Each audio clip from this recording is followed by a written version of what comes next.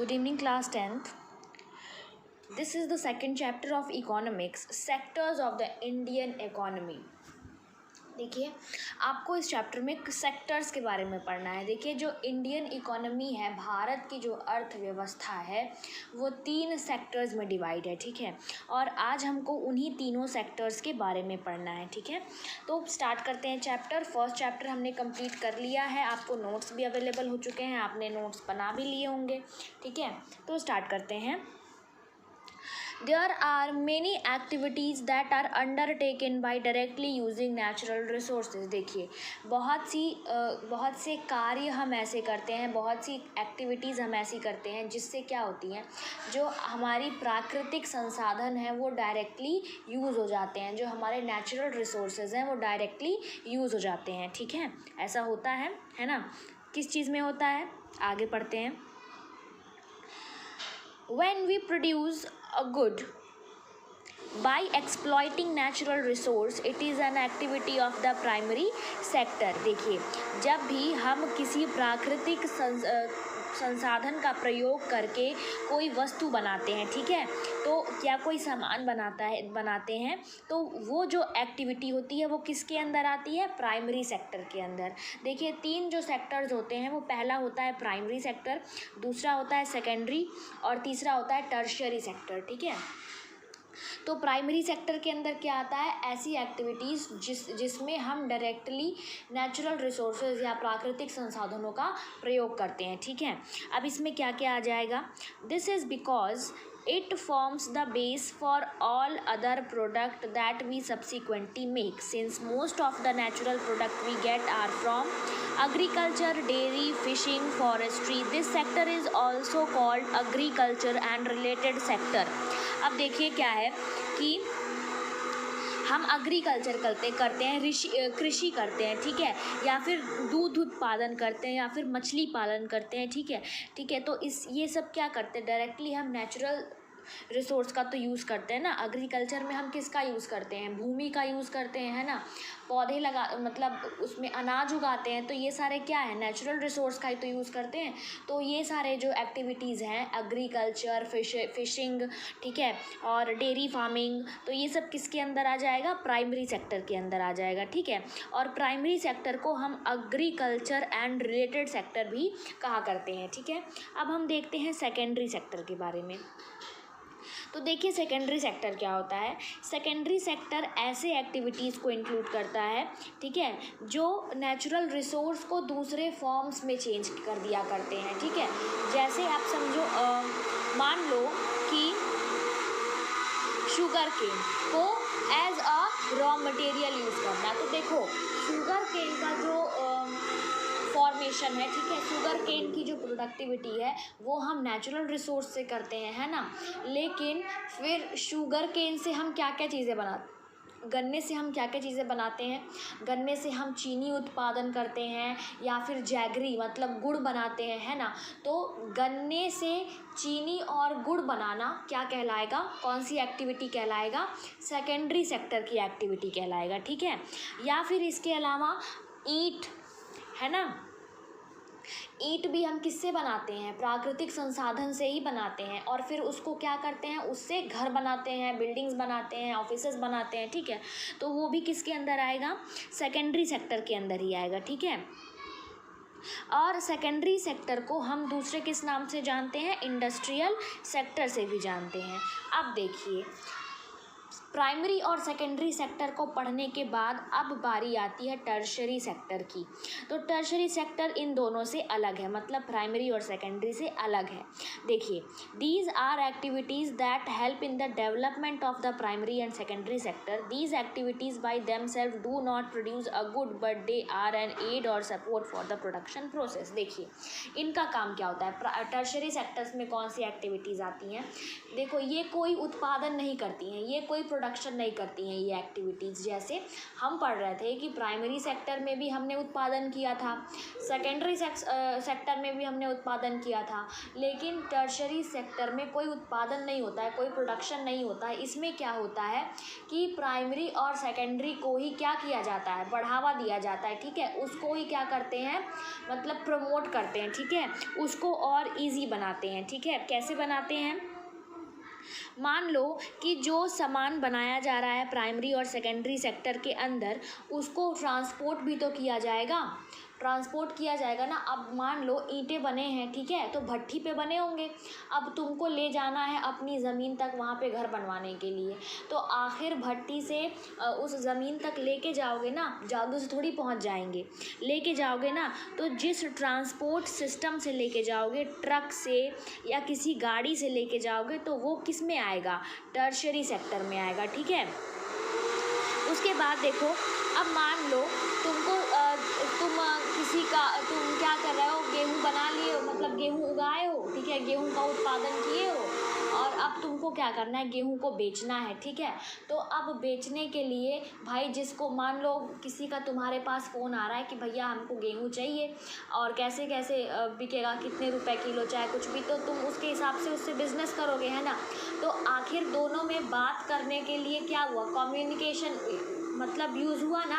जैसे फ़ोन पे बात हुई, ठीक है, तो जो कम्युनिकेशन है, कम्युनिकेशन हुआ, ट्रांसपोर्ट हुआ, ये सब किसके अंदर आएगा, ये सब टर्शरी सेक्टर के अंदर आएगा, ठीक है। टर्शरी सेक्टर को हम सर्विस सेक्टर के नाम से भी जानते हैं।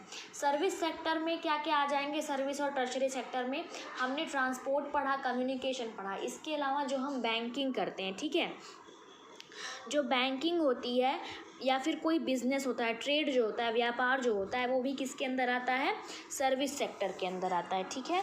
अब देखो इसके बाद क्या है, इसके बाद है कंपैरिजन। किन चीज़ों का कंपैरिजन, इन तीनों सेक्टर्स का आपस में कंपैरिजन, कंपेयरिंग द 3 सेक्टर्स, ठीक है।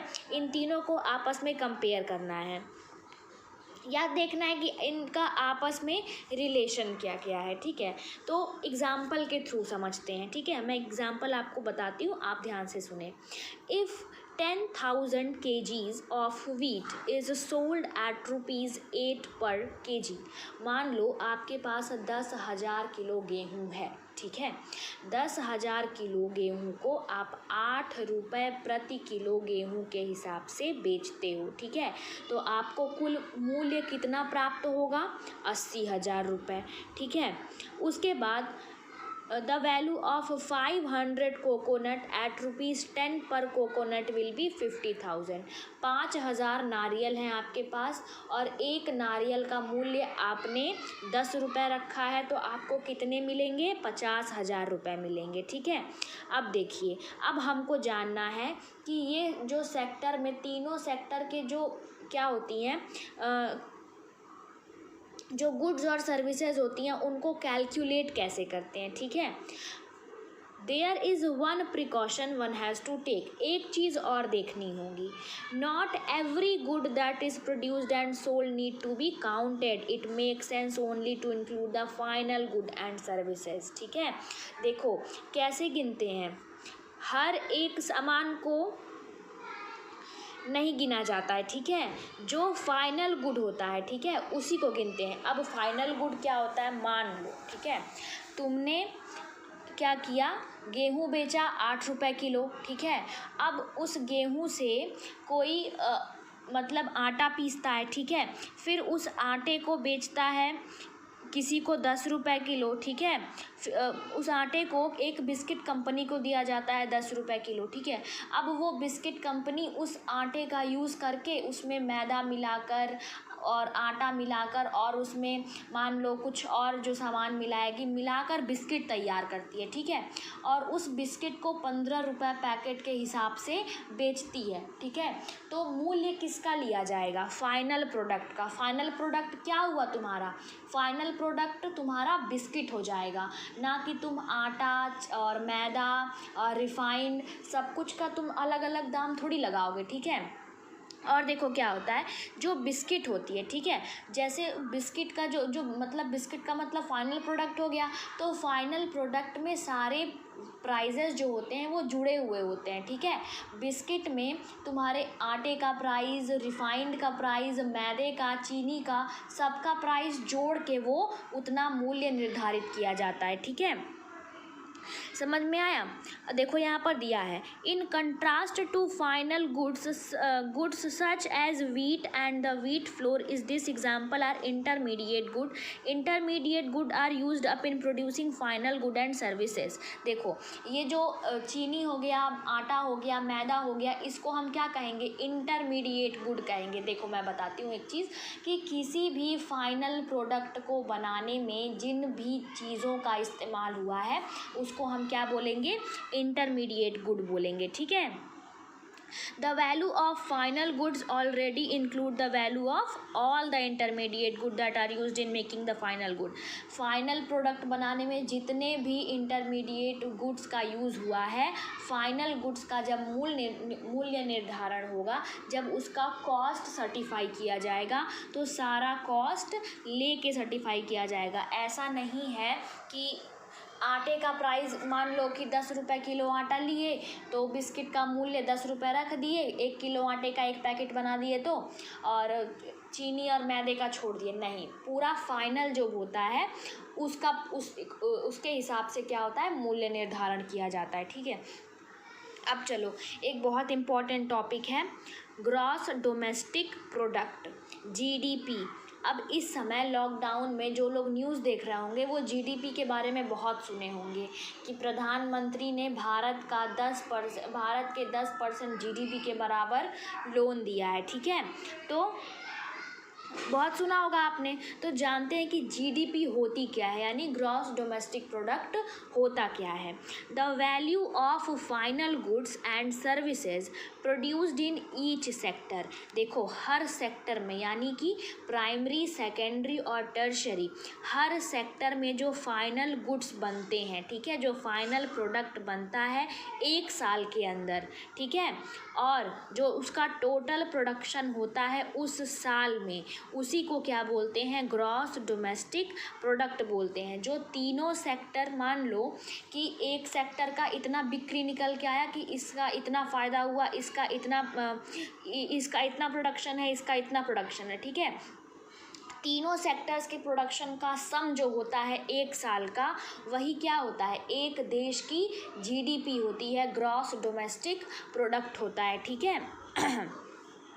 ग्रॉस डोमेस्टिक प्रोडक्ट का जो मतलब आप कह सकते हैं कि ग्रॉस डोमेस्टिक प्रोडक्ट होता है, वो उसका देखभाल कौन करता है, जैसे उस पर वो किसके अंदर होता है, तो वो होता है सेंट्रल गवर्नमेंट के अंदर, यानी कि केंद्र सरकार के अंदर, ठीक है। जैसे GDP अलग अलग राज्य की नहीं निकलती है, फिर बाद में उसको क्या करते हैं, सेंट्रलाइज कर देते हैं, ठीक है।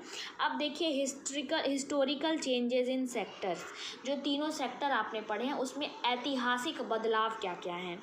तो it has been noted from the histories of many now developed countries that at initial stages of development primary sector was the most important sector of economic activity। देखो ये मैं आपको ऐसे ही समझा देती हूँ, ठीक है, क्योंकि थोड़ा सा इतिहास या हिस्ट्री से आप रिलेट कर सकते हो इसको, कि पहले के समय में क्या होता था। आज से तुम 100 साल पहले मान लो, तो क्या बड़े बड़े हॉस्पिटल्स होते थे क्या, इतने बड़े बड़े कॉलेजेस और इतने बड़े बड़े स्कूल्स होते थे क्या, या फिर हर कोई इतना पढ़ा लिखा थोड़ी होता था कि पढ़ा लेगा या फिर डॉक्टर बन जाएगा, इंजीनियर बन जाएगा, नहीं। पहले के समय में, आज से 100 साल पहले का तुम एग्जाम्पल ले लो, क्या होता था कि एग्रीकल्चर सबसे बड़ा क्या माना जाता था, जीविका यापन करने के लिए सबसे बड़ी चीज़ मानी जाती थी एग्रीकल्चर, यानी कृषि। मतलब कि 80% से ज़्यादा लोग किस पे डिपेंडेंट थे, कृषि पे डिपेंडेंट थे। और कृषि कौन सा सेक्टर में आती है, कृषि आती है आपकी, एग्रीकल्चर आता है आपका प्राइमरी सेक्टर में, ठीक है। तो प्राइमरी सेक्टर एक बहुत इंपॉर्टेंट रोल प्ले करता था हिस्ट्री में, ठीक है। धीरे धीरे लोगों ने क्या किया लोग खरीदना और बेचना जान गए, ठीक है। पहले लोग क्या करते थे पता है, पहले लोग केवल उगाते थे और खुद कंज्यूम करते थे, ठीक है, खुद उसका क्या करते थे, उपभोग करते थे। लेकिन धीरे धीरे वो ये जान गए कि इसको बेचा भी जा सकता है, इसको बेच के पैसे कमाए जा सकते हैं, ठीक है। देखो मैं बताती हूँ क्या होता था पहले। धीरे धीरे क्या होने लगा कि भाई एक गांव में 50 लोग रह रहे हैं, तो एक ने बोला कि हम खेती कर रहे हैं, हम गेहूं उगाएंगे, ठीक है। दूसरे ने बोला कि चलो और मेरे यहाँ तो टमाटर हो रहा है, ठीक है। या फिर एक ने बोला कि हम तो आलू उगा रहे हैं, ठीक है। एक ने बोला हम चावल उगा रहे हैं। तो इनका क्या हुआ कि ये कहते थे ठीक है, हम तुमको गेहूं दे देंगे, तुम हमको चावल दे देना, ठीक है। या वो कहते थे हम तुमको आलू दे देंगे, तुम हमको टमाटर दे देना। तो सामान के बदले सामान लिया जाता था। इसको क्या बोलते हैं, बार्टर सिस्टम बोलते हैं। ये आपके चैप्टर में नहीं दिया है, मे बी आगे चैप्टर में कहीं दिया हो, ठीक है। तो इसको क्या बोलते हैं, बार्टर सिस्टम बोलते हैं, ठीक है। तो बार्टर सिस्टम जो था वो पहले हिस्ट्री में आपके आती थी, मतलब कि पहले के समय में चलता था। लेकिन वो फेल इसलिए हो गई कि मान लो अब तुम्हारे पास टमाटर है, ठीक है, और मेरे पास चावल है। अब हमको गेहूं चाहिए चावल के बदले, लेकिन तुम तो कह रहे हो कि नहीं आप हमको गेहूं दीजिए, हम आपको टमाटर देंगे। लेकिन भाई हमको टमाटर नहीं चाहिए, हमको तो चावल चाहिए, ठीक है। तो हम क्यों तुमको देंगे, हम जिसके पास चावल है हम गेहूं उसको देंगे, उससे चावल ले लेंगे, ठीक है।